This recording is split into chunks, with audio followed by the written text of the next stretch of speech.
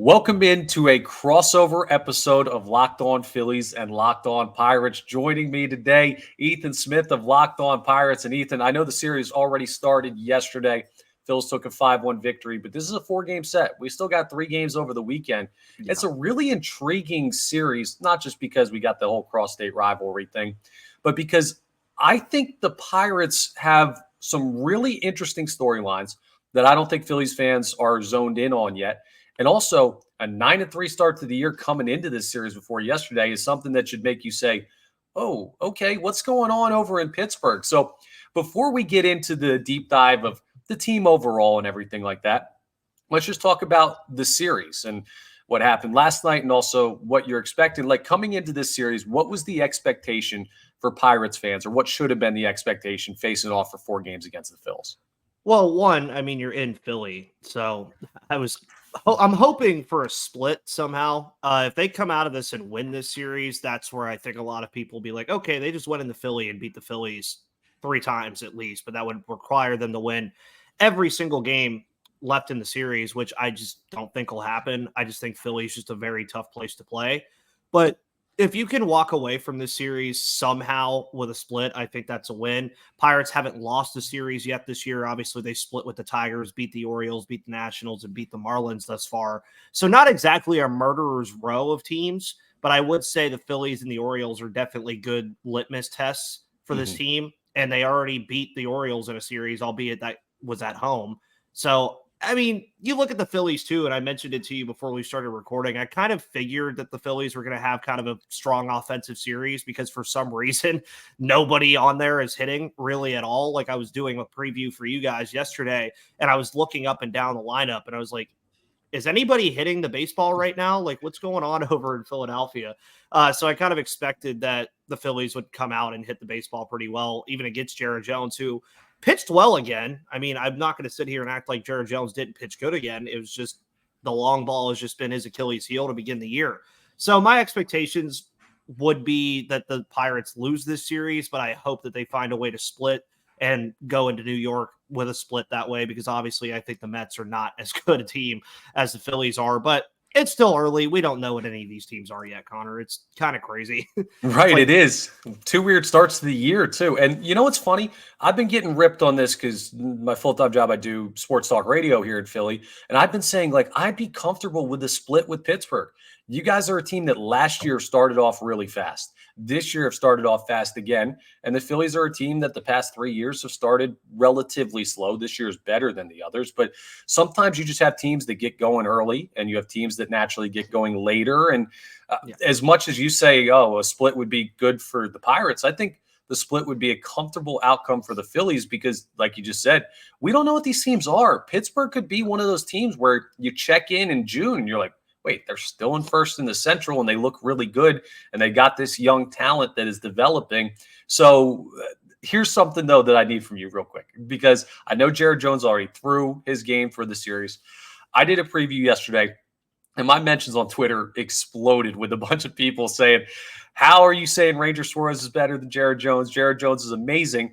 And I know Jared Jones from the statistical standpoint and a little bit of research I did ahead of this series, obviously, but you're zoned in on it. So those people are going to kill me in the mentions if I don't give you a chance to talk about how good this guy can be when he reaches his ceiling as a major league pitcher.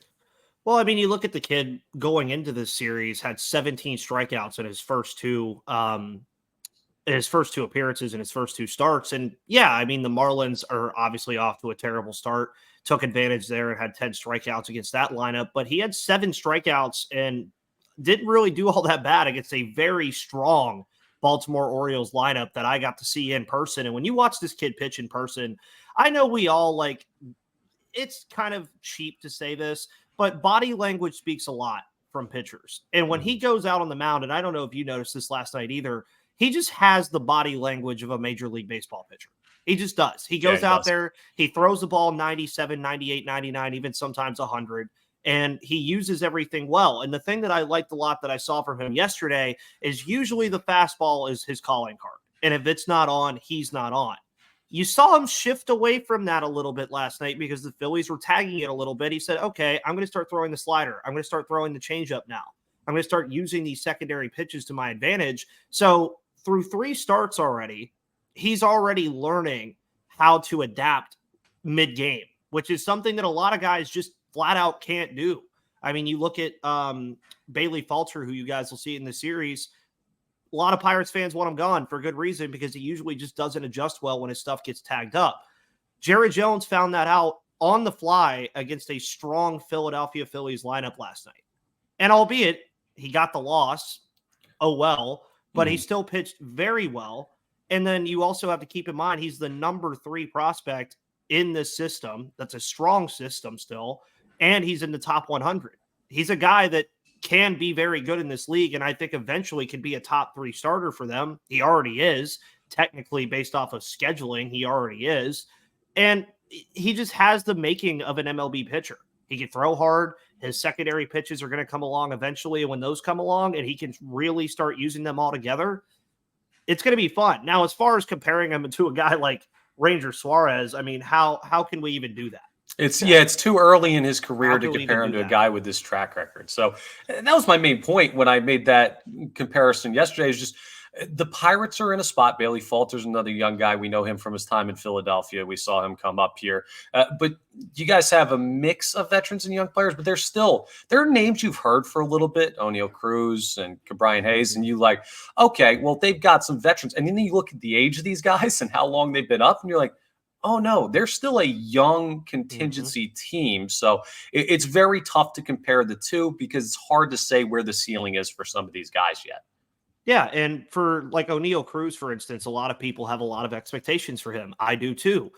But he hasn't even played the equivalent of a full MLB season yet in his career. And it feels like O'Neill Cruz has been up forever. I mean, he was up in 2022. I was obviously very hyped for that. He came up, had a phenomenal debut, missed all of 2023 last year with an injury, missed some time in 2022 with an injury as well. This is really the first time that he's coming into a season fully healthy, and also hoping that he stays healthy through the entire year. And he's already done some good things this year. He's hit a couple homers this year, obviously has the high exit velos coming off the bat, has had some issues at shortstop, but nothing really detrimental to the team. The team defense is something that's been a talk in Pittsburgh too, because it's been something, especially even last night. Michael A. Taylor, his addition, I called that in December that they should go and get him. They eventually did it in spring training. He's trying to be the leader out there because that's what he is. He's a defensive wizard, but it's just also like you were talking about the mixture of veterans versus young guys. Michael A. Taylor being out there just makes the defense overall better. Jack Sawinski being out there, not so much. So these are things that he's trying to teach people. Rowdy Tellez, even before this series started, David Bednar, of course, got booed at PNC Park, something I thought I'd never have to say. And before David Bednar could even speak to the media, he said, "We don't do that here.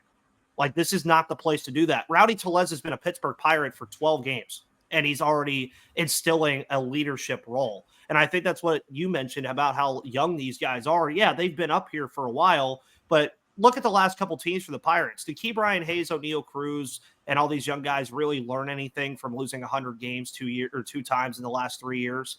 No. Now they're finally throwing themselves into the fire where it's like, okay, this is a good baseball team with good players around it. Now we just need to supplement that and create something fun, which I think they're doing. They just have to tap into it.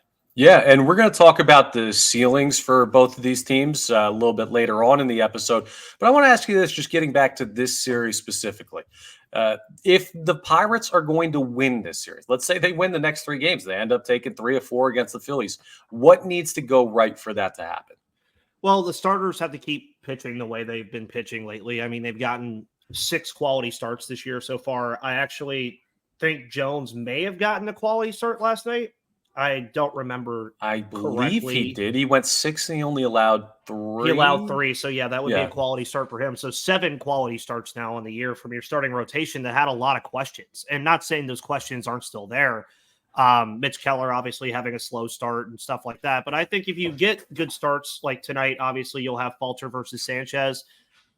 If I was a betting man, Connor, I would just go ahead and say that this game is going to be high scoring. I think the offense for the Pirates will come back and put up some runs like they have throughout the year. Kind of abnormal to see them have an offensive night like they had last night. But then you look again. I mean, Marco Gonzalez versus Spencer Turnbull, that could be a fun one. Obviously, then you look at Mitch Keller and Zach Wheeler. I think that'll be a phenomenal game on Sunday to watch if you like pitching. Yeah, I just think if the starting pitching can keep doing what it's been doing, hand it off to the bullpen. Yeah, Colin Halderman came back and got welcomed back to the league pretty swiftly last night. But the bullpen has also been a strong unit as well. And if the offense can just put up runs, then I think that's how it happens. But really, I think the run support is going to be the biggest issue. Now, we'll see what happens between Turnbull and Sanchez. I don't know how you feel about those guys. But when I was looking at them, I was like, those are the two games I think I could be confident in this offense to put up some runs outside of Sanchez, or not Sanchez. Who we had last night. Yeah, Ranger. Yeah, Ranger Suarez and Zach Wheeler. Those are the games that scare me. Yeah, and that's totally fair. Just to tell you a little bit about where the Phillies could go wrong in this series. It's just Spencer Turnbull has had a lot of injuries in his career. He's had two really good starts.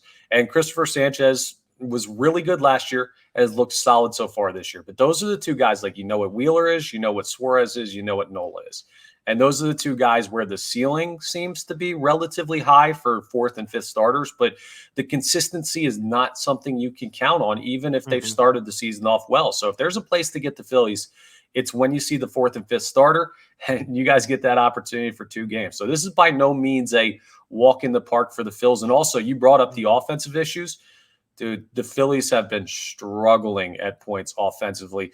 Going into last night's game, they had a long streak of no extra base hits. I think it was like 16 straight innings without an extra base hit up until Alec Boehm hit that home run last night. So there's stuff to figure out, and they're definitely a gettable team at this point in the schedule, as they always are. Got to hope the weather holds off, and it seems like it will for the weekend. A little bit rainy last night, not great conditions in Philly, but you're right. This is a really intriguing series, and it's fun for it to be because for the past couple years, the whole cross-state rivalry, even though you're two National League teams, it didn't really exist. And before that, I mean, the Phillies stunk for a decade and weren't a playoff team. So hopefully we're reaching a point where we're getting to the middle of that Venn diagram where it's not Pirates are good, Phillies are good, it's both are good, and these series can be a lot of fun. But coming up, I'm going to give you a chance to talk about it because I need to know. Like, 9-3 start, now 9-4 obviously, but coming into the series, the best record in the National League by winning percentage. I'm going to ask if the Flyers, if the Pirates, got hockey on the mind, if the Pirates are legit. So we'll get into that coming up as we continue today's crossover episode. But first, let's talk about Ibarra, because everybody needs money back. I mean, this time of year, summer's right around the corner. You're going to want – the weather's breaking in Pittsburgh. It's breaking in Philly. It's starting to get warmer. You're going to want to be on the river. We're going to want to head down the shore, and you want to make sure you have money in your pocket to do that. And you're also going to want to stock up on things like cleaning supplies for spring cleaning, swapping out your winter clothes for new spring clothes. You got to use Ibarra and get real cash back with every purchase. It's a free app that gives you the most cash back every time you shop on hundreds of items, from groceries to beauty supplies to toys. You can make sure you're beating inflation no matter what you're purchasing with Ibarra. The average user earns $256 per year. You know what average means? They might earn more than that. That's just the middle number. So you can make some money with Ibarra, and you're going to be buying this stuff anyway. Other apps just give you points that don't amount to much, and there's restrictions on where you can use them. You get cash with Ibarra. You'll get cash to your PayPal account. You can get gift cards if you want. You can cash out to your bank account. It's super easy. So join the over 50 million users and earn cash back every time you shop from 2,700 brands and retailers, including all your favorite grocery stores, Lowe's, Macy's, Sephora, Best Buy, all of that. And Ibarra is offering our listeners $5 just for trying right now. So go ahead and use the code LOCKEDONMLB when you register. You just go to the App Store, Google Play Store, download the free Ibarra app, and use code LOCKEDONMLB. Get that free $5. So that's IBOTTA. Download the app, use code LOCKEDONMLB. Start saving money. Spring and summer right around the corner. Okay, so tell me about this. It's been a hot start to the year. How excited are Pirates fans? And how excited should they be with the hot start? Like, is this a legitimate 9-4 start? This team has something? Is this the quick start like you guys saw last year? What's the expectation for the rest of the year for this team? Well, I think it's interesting that when you look at what the Pirates have done through these first 13 games, you can find, excuse me, you can find so many areas that could be improved. The defense, for instance, could be improved. The starting pitching, you're obviously thinking, okay, yeah, the starting pitching could be improved. The majority of Mitch Keller's starts have been bad. David Bednar has blown 3 saves in 4 opportunities. The Right. defense has been all over the place. If you would have told me all those things and said that the Pirates are still 9-4, probably would have laughed at you. So they're playing imperfect baseball, which again, baseball is an imperfect game. It's just not a perfect game at all. But they're not really playing their best baseball, and they're still 9-4. Now, is that a credit to the teams they've played? Maybe. Is that a credit to the way that they've just been able to battle back in games? Also, sure. They've done very well in those scenarios. They did it on opening day. They did it again in that Marlins series with Bailey Falter giving up 5 runs in the first inning, and they came back to win that game. They've been a team that just battles. And you probably heard me mention earlier that, I mean, you have Policygenius coming eventually. He's going to be a part of this. Quinn Priester is going to be a part of this. Leover Peguero and Nick Gonzalez are 2 guys in AAA right now that just don't have a place because of what the team construction is. So when we're saying, are they legit? I don't know that yet. And I know this is going to be very off from what we're talking about here, but I need to see how they do in the division, because that's what killed them last year, was that 11-game losing streak against the Brewers and the Cubs in the middle of June. And that just sent them into a tailspin. Not saying that these other games against like the Phillies, for instance, don't matter, but the NL Central, from an outside view, and I'd love to hear your thoughts on this too, is a winnable division for any of those teams. Yeah. All 5 teams could win that division, and I don't think anybody in baseball would really bat an eye at it. Dude, that's like, yeah, that's just what I was going to say. Like, any one of those 5 can find a way to it. And why it's important for the Phillies too. Like, I know you're talking about the division. It might not seem to mesh with this matchup in April, but the Phillies are trying to chase down the Braves. Spencer Strider's injury, that's a big story around baseball because he was probably going to have the inside track to the NL Cy Young. Now that's an open race. But the Braves are probably going to win the division. They're just that good of a team, which means the Phillies are probably going to be a wild card team again, which means there's a chance that if Pittsburgh wins the division and the Phillies are lower in the wild card, it could be a wild card round matchup if they're the lowest division winner.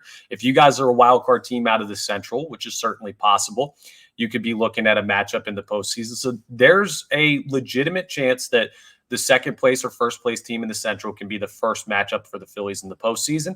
And that's why this is important, because this is a rare opportunity, because the Phillies don't play the Pirates that much and vice versa, to see kind of what you could be up against further down the line and kind of learn about the ethos of this team. So it's definitely important. And for my opinion on the Central, now I'll come clean. I picked the Reds to win the division, and I picked them because really I think the star power of Elly De La Cruz, he just feels like a guy that could put a team on his back. But the Pirates have that kind of weird upside of, if these young players come in and play to a higher level than you expect rookies to show or younger players to show, there's a case to be made that they might have the best talent in the division if you talk about guys coming up. So from the outside perspective, I think it's the same thing you guys are seeing in-house. It's a fun division. It's an open division, and it's anybody's ballgame. Which is also interesting too, that I need to go on this rant as well, that the Pirates, I'm asking for this, and the Pirates do not play a team outside of the Milwaukee Brewers in the division until June.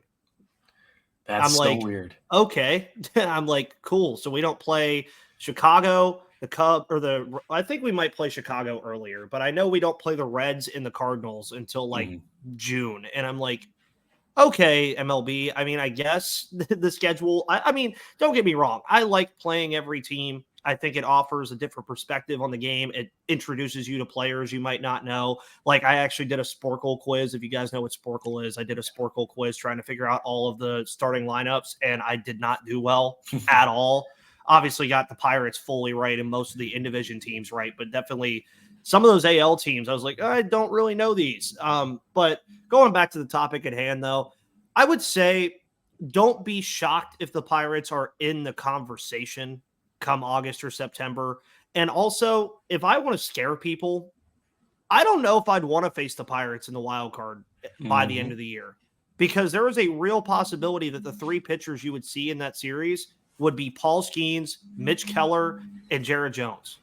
Maybe even Martin Perez. Martin Perez would be on the back end if he's still here at that point.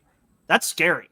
And then you look at an offense that's averaging about 6.8 runs per game or something like that right now. In a small sample size, that's the kind of thing you want. And you also know, Connor, that my love for the wild card stemming so much from the Pittsburgh Pirates. I absolutely love the fact now that it's 3 games instead of 1, because if it was 3 games, the Pirates probably would have won the World Series in 2015 because Jake Arrieta just decided to just go Godzilla mode against everybody in the postseason. Madison Bumgarner the year before that. So the luck that the Pirates have had in the postseason has been so fun, Connor. So fun. I'm well aware, unfortunately, and the Phillies' luck is the opposite. So the Phillies are the thing to look forward to, right? They're the archetype for what a team like the Pirates could be. The Diamondbacks last year, a wild card team since they've expanded, has gone to the World Series 2 years in a row, and it's a small sample size. But the point is, baseball has always kind of been you get in and you figure out what happens, but it seems with this new system in the National League, if you find your way to a postseason spot, it is not just, we found a way in. It's, you found a way in, and something could come of this even if your team doesn't look great on the way in. The Phillies backed their way in 2 years ago, and next thing you know, they're playing the Astros in the World Series. So there's a lot on the table. We're still very early on into the season. We got 150 about games still to go. So it's not quite time for the postseason discussion, but because we don't play each other that often teams-wise, I wanted to get into that. But another conversation I think we need to get into too, I'm sure it's happening in Pittsburgh because of the hot start and also the want for playoff success. It's got to come eventually or the fan base is going to grow really impatient. And the Phillies are already impatient, the fan base, because of not getting over that last hump and finding a way to a championship. Let's have a conversation, because sometimes it comes best from someone who isn't a fan of your team. But to talk about, is it too early to judge players and judge teams right now with where we're at in the season? So we'll get into that coming up as we wrap up today's crossover episode. But let's talk about FanDuel, right? We talked about betting a little bit earlier, and it's playoff time in the NBA and NHL also. We know baseball's in full swing, and FanDuel's your place to bet on every game. Right now, new customers get $150 in bonus bets guaranteed. You just make your first bet, you get $150 in bonus bets, and that you can spend on anything. That's $150 win or lose. You don't have to win your first bet or anything, no. And you can bet on everything with that, from slap shots to home runs to slam dunks, all on an app that's safe, secure, and easy to use. There's some really fun matchups in this Phillies-Pirates series.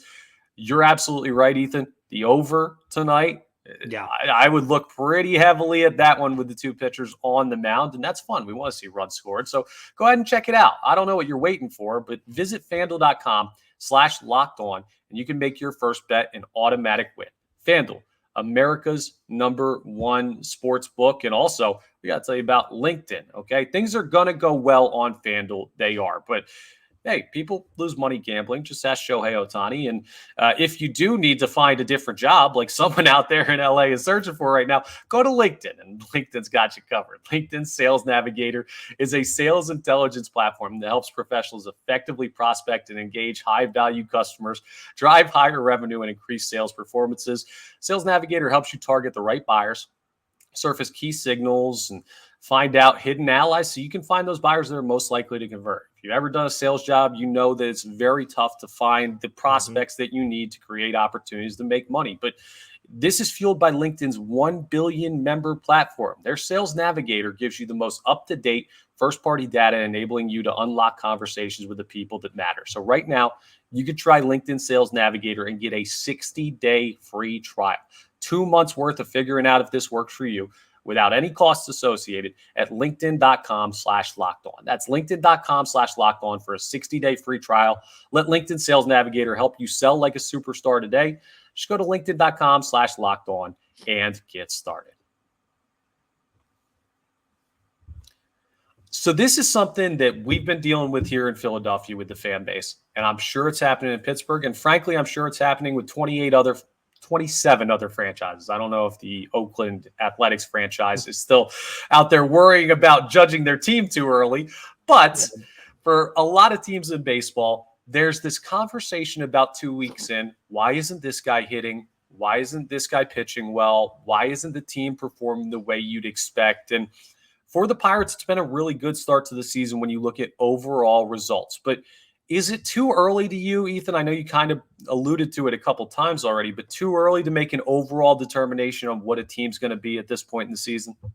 Well, there's a lot of factors that go into this. I mean, you mentioned Spencer Strider's injury. That's something that the Braves didn't expect. I mean, you look at all the injuries we've seen from pitchers across baseball. That's the kind of stuff that changes things. And for the Pirates, knock on wood, they've been relatively a healthy team so far. Yeah, they had Colin Holderman out to start the year and Carmen Majinski to start the year. They lose Dowry Moretta for the entire season.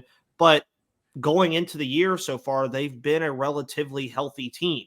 That's always going to help you, especially with how deep this team can actually be. So I think it's okay now that we're about 12, 13-ish games in. I do think that over 2 weeks, you can start looking at things and say, that's a trend.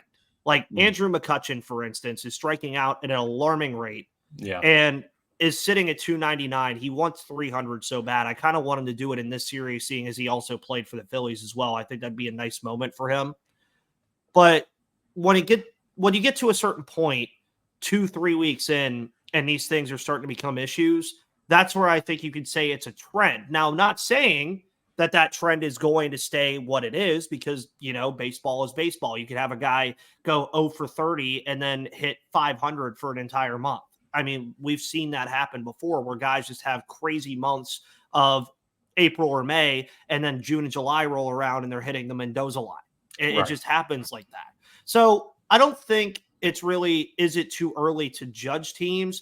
I think you're not judging teams as a whole yet, but I think it's okay to look at individuals and say, okay, if this continues, how will it affect the overall scope of the team?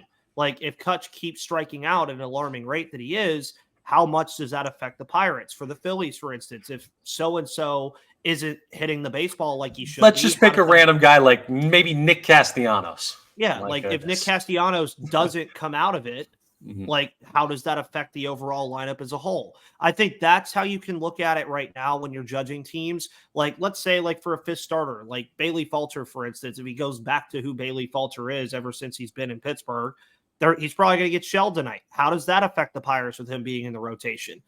I don't think you can make a generalization about the entire team, but you can make a generalization about what you've seen through the first couple weeks. And if it continues to be an issue, then how it will affect the team going into May and then the summer months. You know what's funny? Because I kind of don't see it the same way with the Phillies, and I don't think you're wrong at all. But I think that's a great perspective to have for where the Pirates are at and for a lot of the guys that are up with the major league team in Pittsburgh, because you have so many guys that you're still trying to figure out exactly what they are. Yeah. And the Phillies have built a roster around guys that have a heavy track record of success at the major league level. You have a couple of the younger players like Bohm and Bryson Stott and Brandon Marsh, who all of them, of course, those are the three guys that went yard last night, and they've shown that they have ability. But that's the thing with the Phillies that I try and caution people about at this point. Don't jump on Trey Turner. Don't jump on Nick Castellanos. Like Bryce Harper was hitless and then had a 3-home run game to break out. Like there's a point where you'll get to where there's guys on the team that have enough of a track record of success that it's almost unfair to make any type of judgment about them this early in the season. So maybe that's from a Phillies perspective, because when I hear you talk about like Kutch, the guys who are on the back end of the aging scale, that's kind of like, what they used to be, but they're not that guy anymore. Or you have younger players, like when Skeens comes up, or the young players that are already up with the team, you kind of can make ideas about trends and say, hey, if he's going to be good, you need to see him do more of this. So I guess it's a differing perspective based on where the organizations are. And one thing, just please, because I can see where this Kutch thing is going.